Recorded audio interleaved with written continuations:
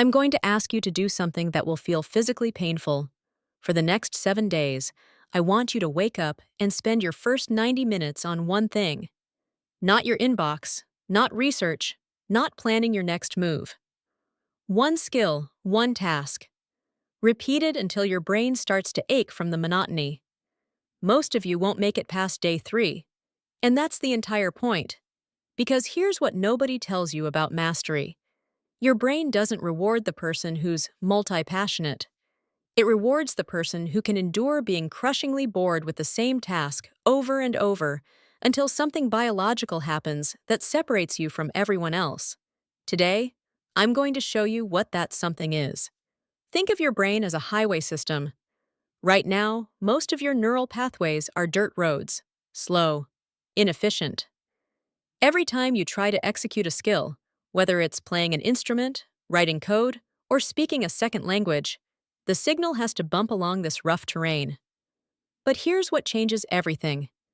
When you repeat the same task intensely and consistently, your brain sends out construction crews. These crews wrap your neurons in a substance called myelin. It's a fatty insulation that coats the axons, the wires that carry electrical signals between brain cells. Myelin turns your dirt road into a glass highway. Signals that used to crawl now race.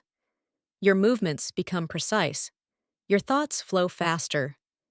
This is called activity-dependent myelination, and it only happens under one condition. You have to fire the same neural circuit repeatedly. Not occasionally, not when you feel inspired, repeatedly. Here's the brutal part. Your brain has a limited myelin budget. Imagine you're trying to master 5 different skills at once: piano, Spanish, photography, coding, marketing. You're spreading your practice time across all 5. That means each neural pathway gets maybe 20% of the repetitions it needs to structurally change. 20% insulation, 80% dirt road. Now imagine you pick one. Just one. Every repetition, every focused hour, every moment of deliberate practice hammers the same circuit. That pathway gets 100% of your myelin budget, 100% insulation. This is why the person who commits to boring always beats the person who stays interested in everything. Biology doesn't care how many things you like. It only cares how many times you repeat the same thing. Wait, it gets crazier. Because the real enemy isn't that you're trying to learn too many things. The real enemy is that you've trained your brain to need novelty. Every time you switch tasks, your brain leaves behind what researchers call attention residue. Think of it like this. You're working on a design project, deep in flow. Then you check Slack. Just for a second. One message. You return to your design, but part of your brain is still in that conversation. It's trying to tie up loose ends, wondering if you should respond, replaying what was said. That residue sits there, invisible, draining your capacity for deep work. And here's the trap. The more you switch, the more your brain expects switching. You've essentially trained yourself to find sustained focus painful. This is what most people call being multi-passionate. But let me reframe that for you.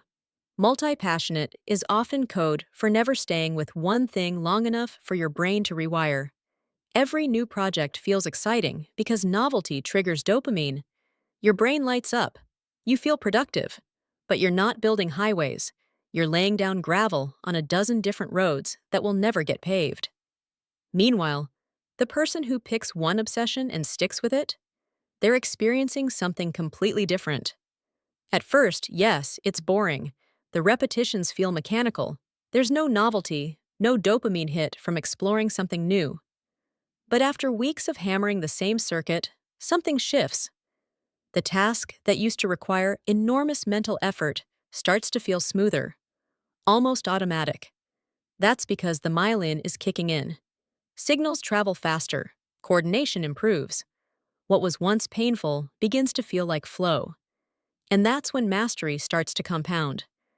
But you never get there if you keep chasing the dopamine of something new. Now, you might be thinking, okay, I get it. Focus on one thing, but how do I practice in a way that actually builds myelin? Great question. Because not all practice is created equal. Let me tell you about Anders Ericsson's violin study. Ericsson wanted to know what separated elite violinists from average ones, so he tracked their practice habits. And what he found was shocking. It wasn't about how much they practiced. The elite players did something different. They didn't run through entire pieces for fun.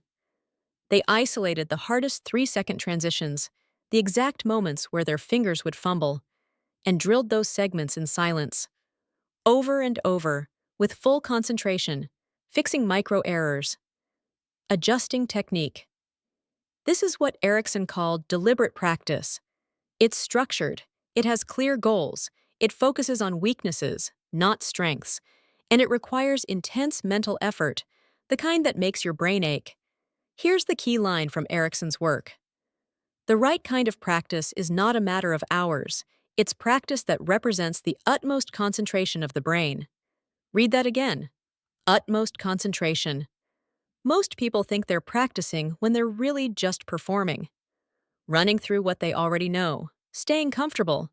But your brain doesn't lay down myelin when you're comfortable. It lays down myelin when you're struggling, when you're forcing a circuit to fire repeatedly under load. That's why elite athletes drill the same footwork pattern until it's burned into muscle memory. That's why top musicians isolate brutal 2-bar phrases and repeat them 50 times. That's why coders rewrite the same algorithm from scratch until they can do it in their sleep. They're not being obsessive. They're being biological. Because myelin doesn't wrap around general effort. It wraps around specific, repeated, high-intensity activation of the exact circuit you're trying to master. So here's the uncomfortable truth you need to hear. If you want to be exceptional at something, you have to give up being good at everything else. At least for now. Cal Newport said it best. To produce at your peak level, you need to work for extended periods with full concentration on a single task free from distraction. Not some distraction, not mostly focused with Slack open. Free from distraction. And here's the part nobody likes. You have to train this ability like a muscle. Because right now, your brain is dependent on distraction. It expects novelty. It craves the dopamine hit of something new every 15 minutes. That dependency is the wall standing between you and mastery. So here's your challenge, the one I opened with. For 7 days, your first 90 to 120 minutes go to one skill, one task. No inbox, no planning, no research rabbit holes. Just the repetitions that thicken the same circuit every single day. You're going to hate it on day 2. Your brain will scream for novelty. You'll feel restless. You'll convince yourself that this one email is urgent or that you need to quickly check something. Don't. Sit in the discomfort.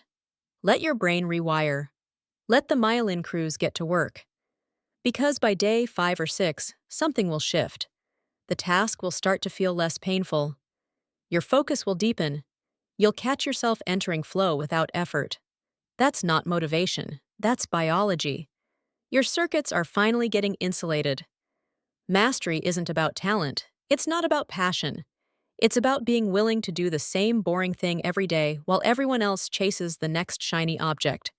Your brain rewards habits, not hobbies. So pick one thing. Commit to the boredom. And watch what happens when you finally give your neurons permission to build a highway. 7 days. 90 minutes. One skill, start tomorrow. So that's my take. What's yours? Drop a comment. I actually read them. And if this challenged how you think about this topic, share it with someone who needs to hear it. Subscribe if you want more like this.